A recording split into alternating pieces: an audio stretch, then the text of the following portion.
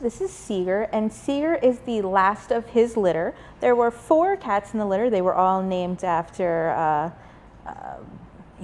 musicians, and this is, obviously Seger.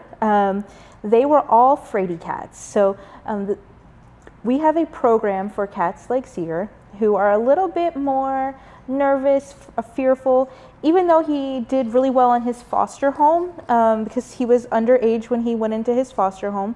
When he came back to the shelter, it's very scary. So an additional set of volunteers who are very cat savvy and kind of understand being patient and working with these guys has spent a lot of time with the entire litter.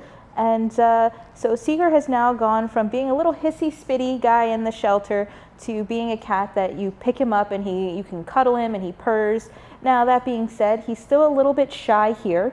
That could just be environmental. From the information we have from his foster family, he was introduced to both cats and dogs, in that he's a watcher. He's calm and snuggly. He loves lap time.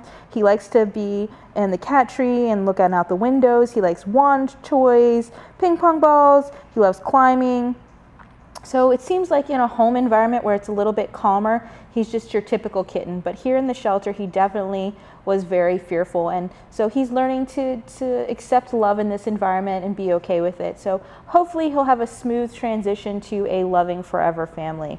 He's about 4 months old, so he's still, his personality is still developing. It's just one of those things where you want to be prepared for he might be a little reluctant, a little stressed, and want to hide places when you get him into your home. Don't expect him to just want to be on your lap all the time right away.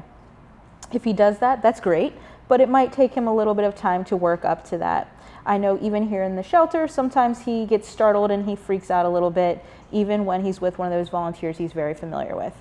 If you have the patience to adopt one of our FRAIDY cats, then you can stop in and visit with them here at the shelter. Our address is 1832 Rosemont Avenue.